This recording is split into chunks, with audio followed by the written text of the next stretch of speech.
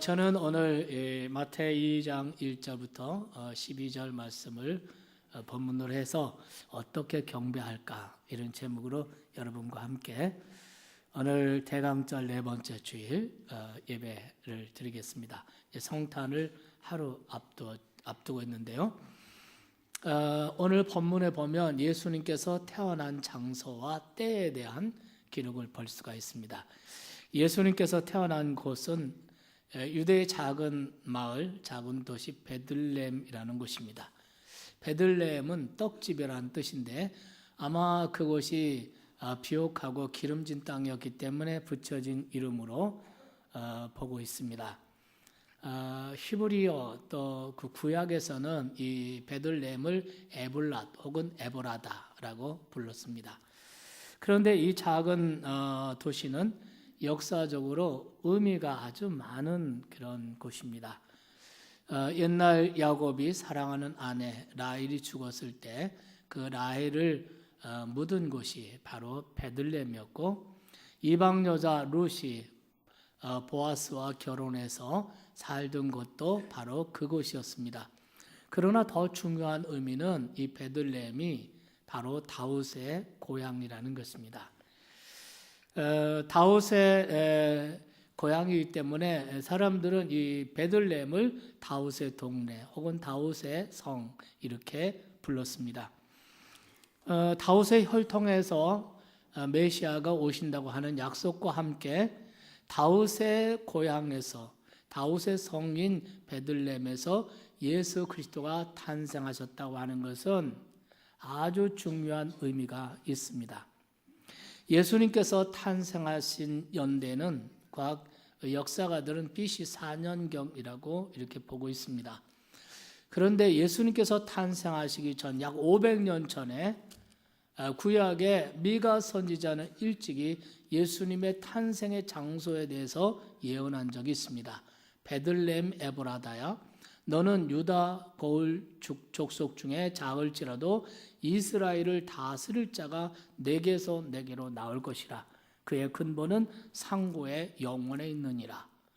영원하신 하나님, 그분이 사람으로 이 땅에 오실 때에 베들레헴 에브라다에서 탄생하실 것을 예수님 탄생 500년 전에 미가 선지자는 예언을 했던 것입니다. 계속해서 1절 말씀을 보시면 예수님이 탄생하신 그 때에 대한 기록도 우리가 볼 수가 있습니다. 그때는 오늘 1절 말씀에 보면 헤롯 왕 때 이렇게 기록이 되어 있습니다. 여러분, 사람과 시대에는 중요한 상관관계가 있다고 생각합니다. 예수님께서 태어날 당시 왕이었던 헤롯은 여러 가지 면에서 연구 대상이고 세상 왕을 대표하는 인물이라고 할 수가 있습니다. 그런 로마 시저 황제에 의해서 BC 43년경에 유대의 총독으로 임명되었다가 BC 40년에 유대의 분봉왕이 되었습니다. 그리고 그는 예수님이 탄생할 그때까지 약 40여 년간을 예루살렘에서 권좌를 누리고 있던 사람입니다. 예수님께서 베들레헴에 탄생하실 당시에 그 헤롯 왕은 나이가 무려 약 70세가량이었다고 이렇게 보고 있습니다. 그는 정치적으로나 군사적으로 탁월한 지략과 용기를 갖춘 사람이지만 동시에 그는 정말 상상할 수 없는 폭군의 모습을 가지고 있는, 말하자면 두 얼굴의 인물이라고 할 수가 있습니다.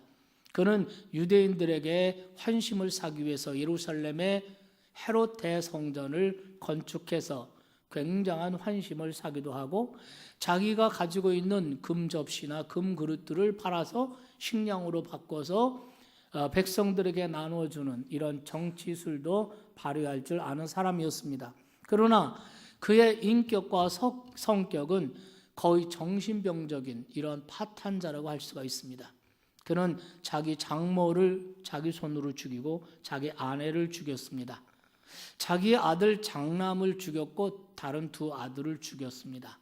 그에게는 10명의 아내들이 있었는데 그 그럼에도 불구하고 그는 강한 근친상간을 하는 이러한 정말 상상할 수 없는 이런 인격 파탄자라고 할 수가 있습니다.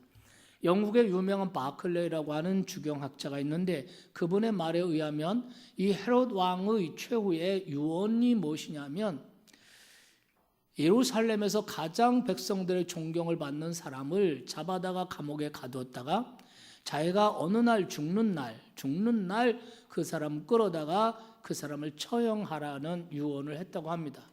왜냐하면 자기가 아무리 생각해봐도 자기가 죽을 때 슬퍼하고 애곡할 사람이 아무도 없는 것 같으니까, 그러니까 자기가 죽는 날, 죽는 그 시간에 예루살렘 시민들이 존경하는 그 사람을 처형하면 이스라엘 백성들이 그로 인해서 눈물을 흘리고 애곡해서 자기 장래가 그럴듯해진다 하는 생각을 했기 때문이라고 합니다.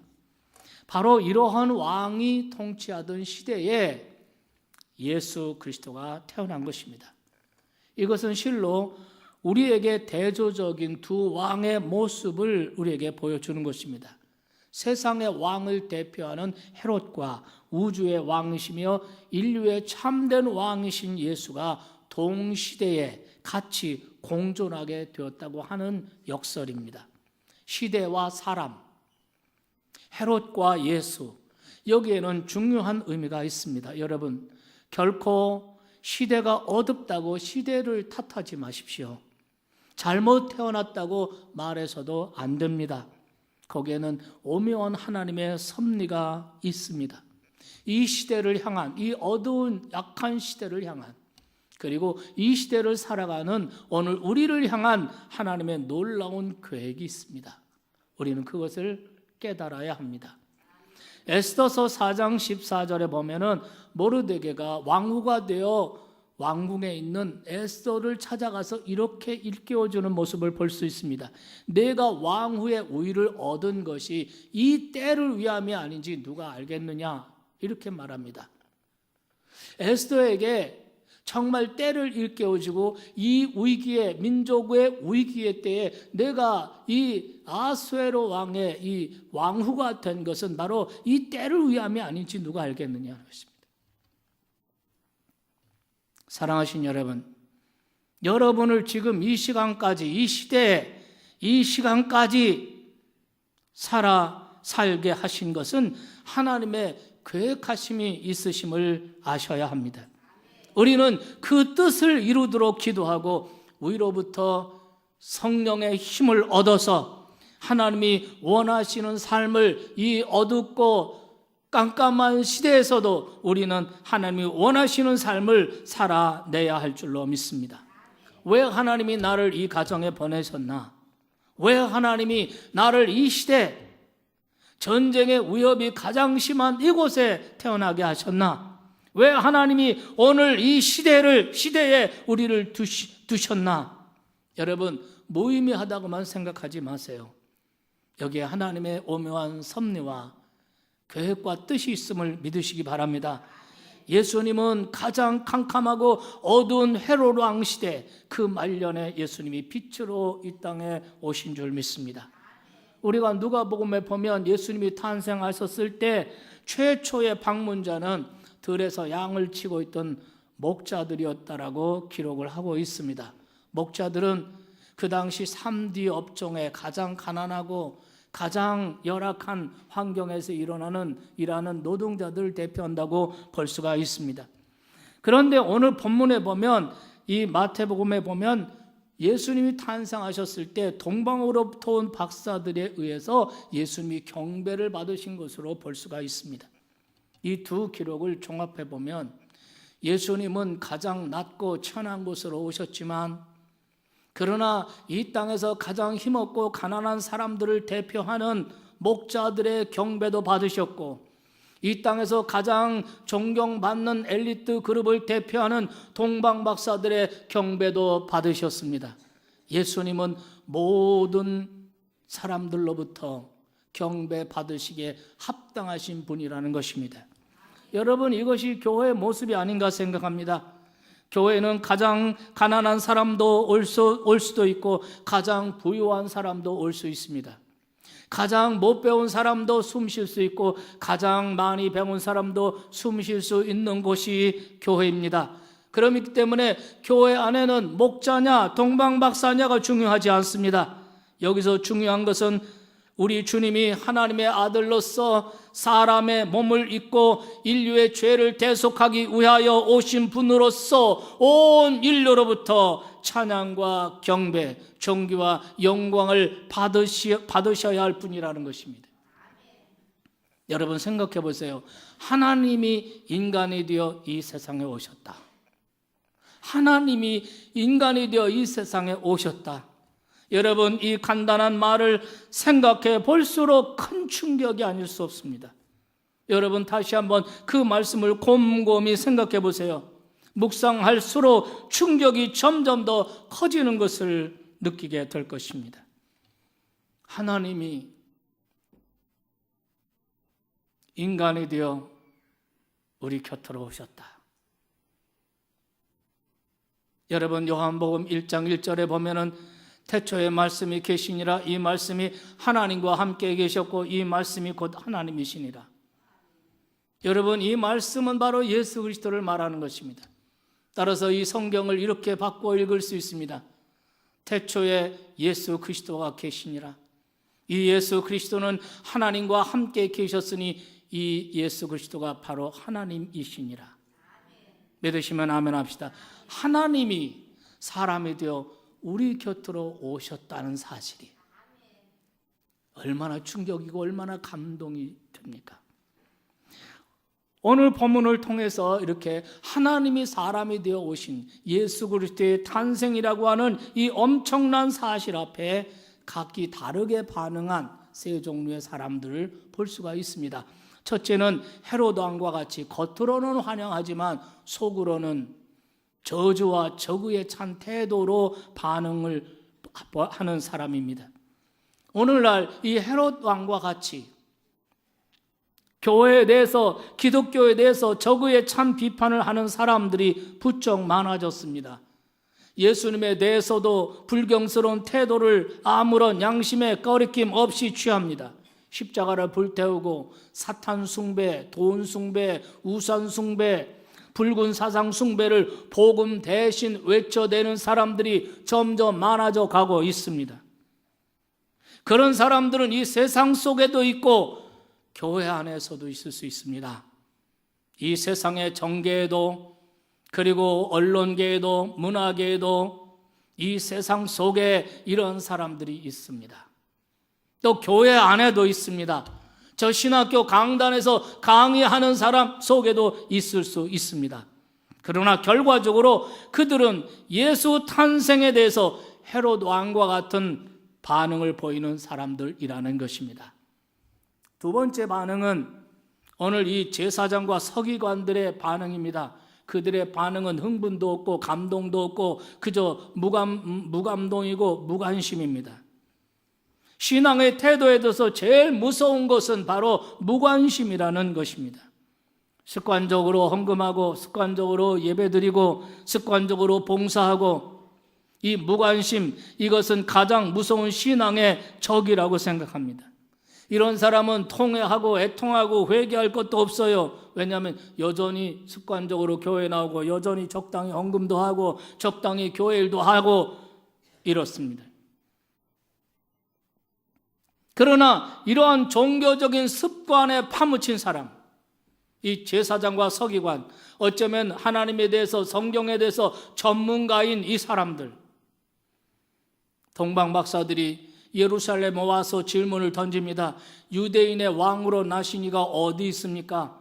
우리가 동방에서 그 별을 보고 찾아와서 그를 경배하려고 왔습니다.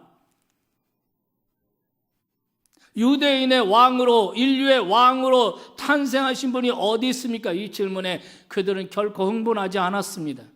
하나님이 인간으로 이 땅에 오셨다는 사실에 그들은 결코 흥분하지 않았습니다.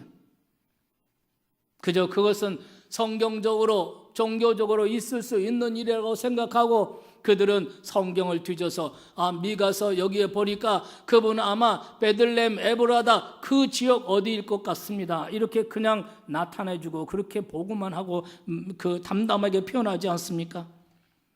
그들은 감동을 잃어버렸습니다. 여러분, 오늘날 교회 와서 제일 불행한 사람은 한 번도 은혜에 감격해보지 못한 사람들입니다. 예수를 믿은 오랜 세월만 자랑하고 훈장만 자랑하고 있는 사람들, 회개하는 눈물을 흘려보지 못하고 주님의 피 묻은 손을 만져보지 못한 사람들, 예수에 관해서 많이 알고는 있지만 부활하시고 살아계신 그 예수님을 만난 경험이 없는 사람들, 그분에게 자신의 생애 전부를 헌신해보지 못한 사람들, 이런 불행한 사람들이 오늘 현대 교회 안에 점점 많아지고 있다는 사실입니다. 이런 제사장과 서기관들, 이런 사람들이 어쩌면 저 같은 목사 그룹에 있을지도 모르겠습니다. 어쩌면 여기 장로님, 권사님, 집사님들 속에 있을지도 모르겠습니다. 여러분, 예수 오래 믿은 것 자랑하지 말고 예수 만난 것을 자랑하십시오. 여러분, 예수 오래 믿고 신앙 경력 훈장 자랑하지 말고, 예수님에 대해서 아는 지식 자랑하지 말고, 살아계신 예수님과 동행하는 삶을 자랑하시는 여러분이 되기를 주님의 이름으로 축원합니다. 그 다음에 세 번째 반응이 있습니다. 이들이 바로 동방 박사들의 반응입니다. 먼 길을 생명을 바치고 목숨을 바쳐서 먼 길을 찾아온 동방 박사들의 반응입니다. 그들만이 예수를 만날 수 있었고 그들만이 감격과 기쁨의 경배를 드릴 수가 있었습니다.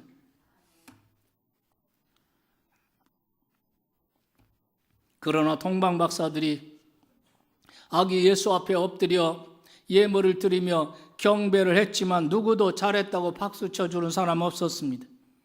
그들 영접하고 환영하는 사람 아무도 없었습니다. 그저 세 사람이 먼 길을 걸어서 경배하고 돌아가는 것 뿐이었습니다. 동방 박사들에 대해서 정확한 기록이 없어요. 어떤 사람들은 동방 박사들은 저 페르시아인일 것이다, 또 어떤 사람은 아라비아 사람이다 이렇게 말하기도 하지만 정확하지 않습니다. 최근에 어떤 사람들은 이 동방 박사들이 저 인도에서 온 사람들이다 라고 주장하는 사람도 있지만 근거 없습니다. 전설에 의하면 이들의 이름이 가스팔, 멜키울, 발다살이라고 나와 있지만 그것도 근거가 없습니다. 이들이 점성술을 겸비한 천문학자라고 하는 사람도 있고 이 사람들이 아마 경건한 선지자들일 것이다 라고 말하는 사람도 있지만 정확한 근거는 없습니다. 그런데 분명한 거 하나 있습니다. 1절, 2절에 보면 이 동방 박사들이 저 동방으로부터, 그것이 페르시아이든 아라비아이든, 여러분 페르시아라고 하면 지금의 이라크, 이란 지역일 것입니다. 어쨌든 동방으로부터 그 먼 길을 목숨 걸고 희생을 다해서 예루살렘까지 찾아왔다는 것입니다. 그렇게 찾아온 이유는 무엇 때문입니까?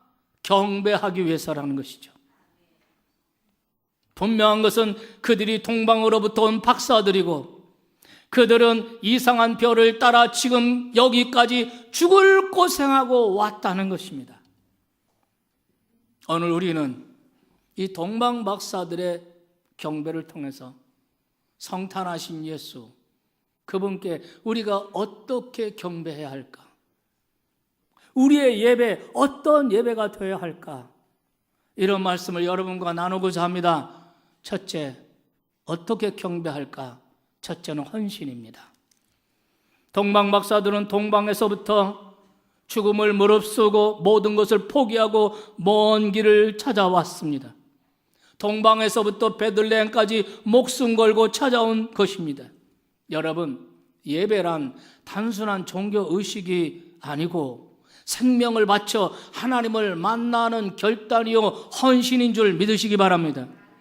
동방 박사들은 왕으로 나신 메시아를 경배하기 위해 모든 것을 다 포기하고 먼 길 베들레헴까지 왔습니다. 거기에는 많은 희생이 있었고 많은 수고가 있었습니다. 그렇게 많은 시간, 많은 노력, 많은 헌신과 희생, 그들의 목적은 오직 하나였습니다. 아기 예수님을 만나고 왕으로 오신 분을 만나고 그분에게 경배하기 위해서입니다.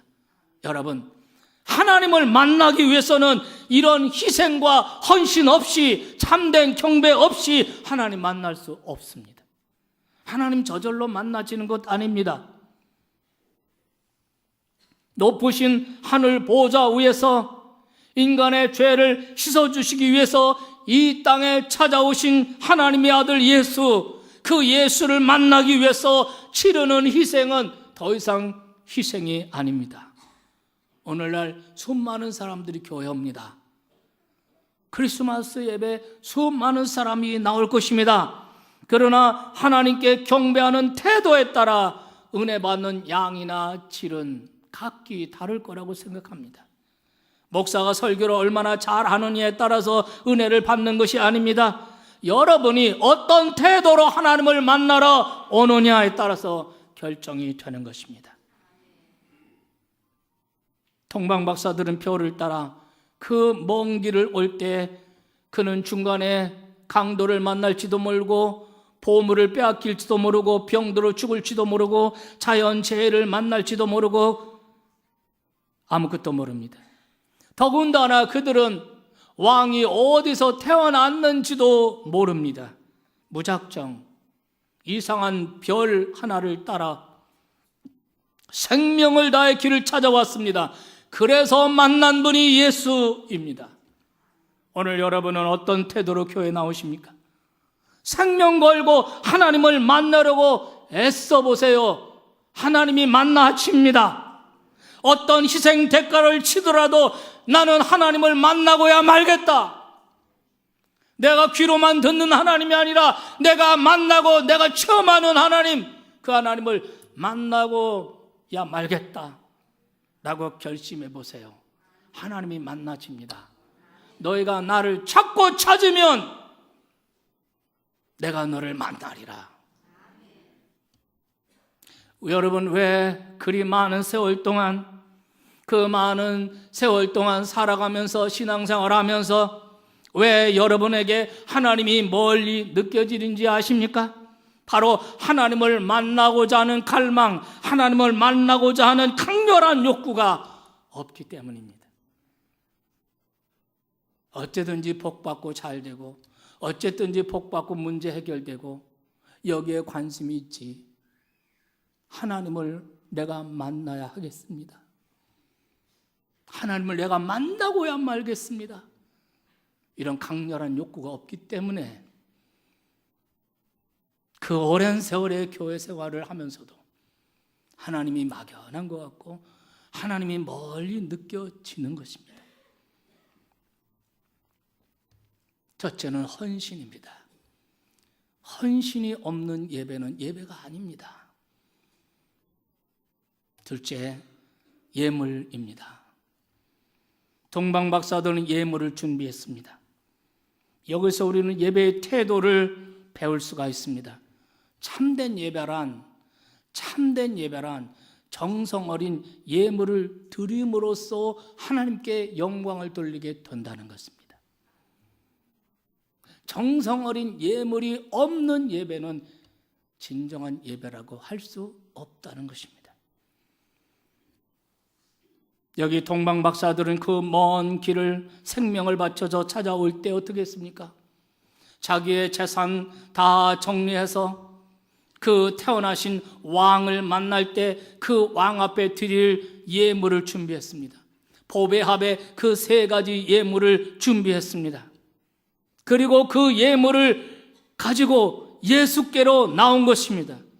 그들이 준비한 예물은 어떤 것이라고 했습니까? 황금과 유향과 몰약이라고 했습니다. 황금은 예수님의 왕되심을 표현해 드리기 위해 준비한 것입니다. 이 세상에 헤롯과 같은 왕도 있고 시저와 같은 왕도 있고 이런 인간 왕들이 있지만 당신은 평화의 왕이시며 당신은 인류의 진정한 왕이심을 고백하고 표현해 드리기 위해서 그들은 황금을 예물로 준비했다는 것입니다. 두 번째, 그들이 준비한 것은 유향이었습니다.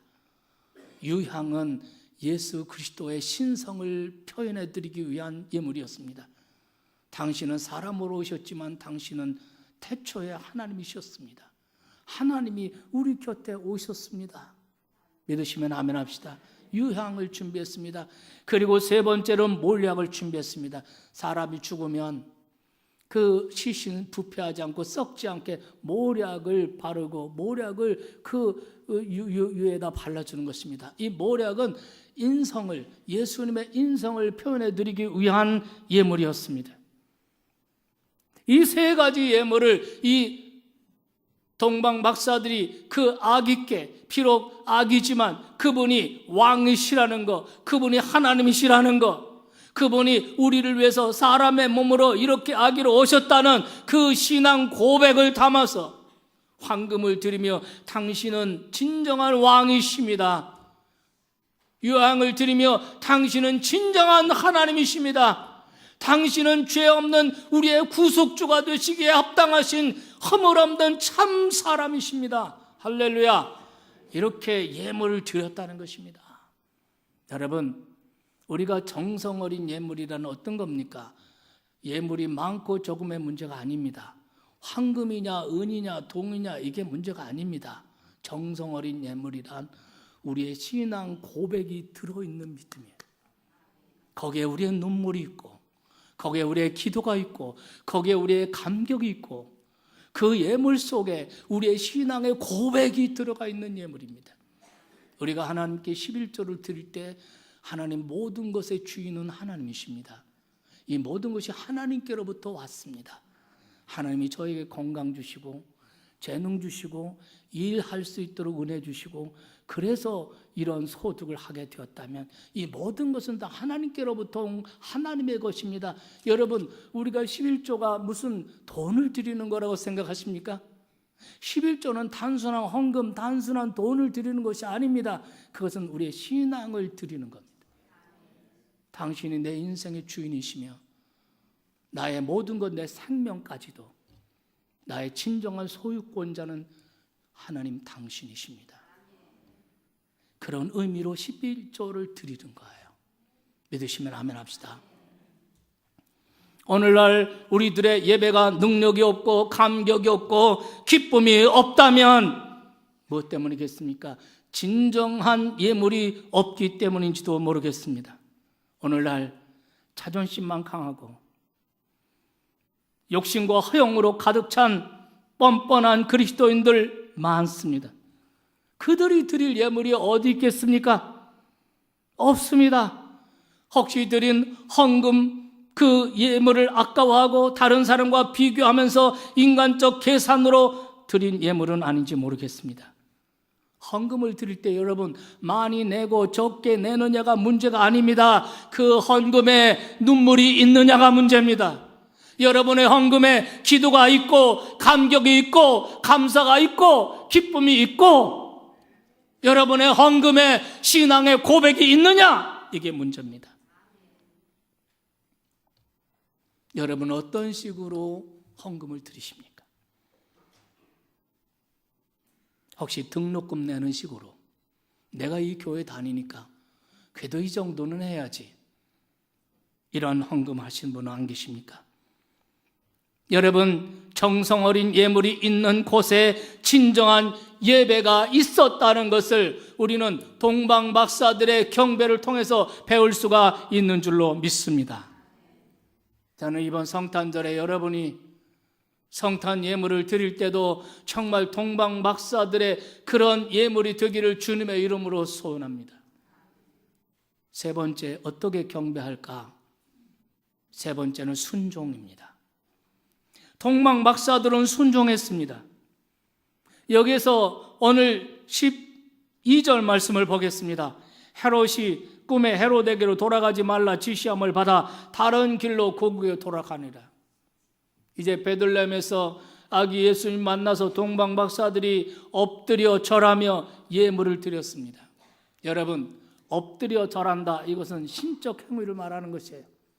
이것은 당신이 하나님이십니다, 당신이 나의 구세주이십니다, 이런 의미로 엎드려 경배하는 것입니다. 그리고 그에게 예물을 드렸습니다. 그리고 그날 밤 아마 동방 박사들에게 헤롯 왕이 말한 대로 너희가 가서 그 태어나신 왕을, 새로 나신 왕을 만나고 그분에게 경배하면 다시 이 예루살렘 왕궁으로 와서 나에게 그 장소를 알려달라고, 나도 가서 그에게 경배하겠노라, 이렇게 말하죠.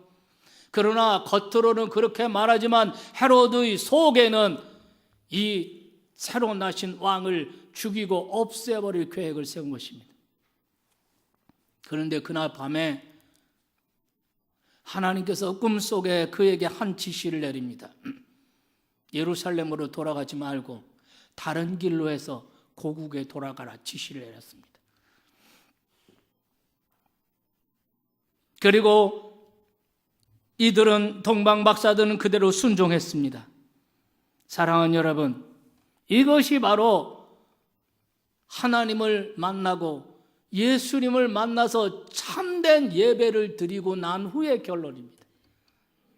순종은 예배의 본질이고 예배의 결과입니다. 믿으시면 아멘 합시다. 내 마음대로, 내 식대로 하나님을 예배하고 내 식대로 예수 믿는 것이 아닙니다.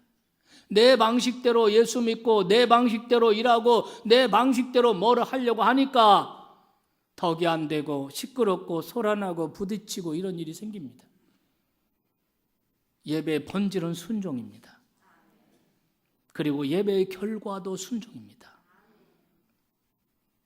아기 예수님을 만나서 경배하기 전에 그들의 길과, 그리고 아기 예수님을 만난 후에 그분에게 경배를 드리고 난 후에 그들의 길은 달랐습니다. 다른 길로 고국에 돌아가니라.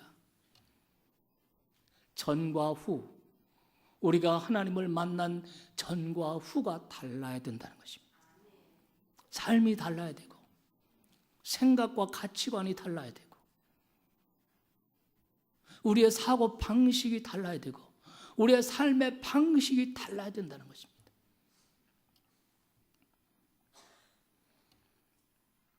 결론적으로 신앙생활의 결론은 여러분의 인격에 순종이 있느냐 없느냐, 그것으로 결론되어지는 것입니다.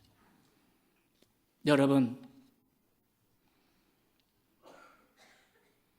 저는 오늘 동방 박사들을 통해서 참된 경배, 참된 예배의 모습 세 가지를 여러분과 나눴습니다. 첫째, 헌신이 없는 예배는 예배가 아니다. 정성 어린 예물이 없는 예배는 예배가 아니다. 순종이 없는 예배는 예배가 아닙니다. 물론 이것만이 전부는 아니겠죠. 어떤 때는 우리가 드릴 예물이 없어서, 아무것도 가진 것이 없어서 빈 마음으로 빈손으로 주님 앞에 나올 때도 있습니다. 하지만 하나님은 우리의 중심을 보십니다. 참된 예배는 거기서부터 시작합니다.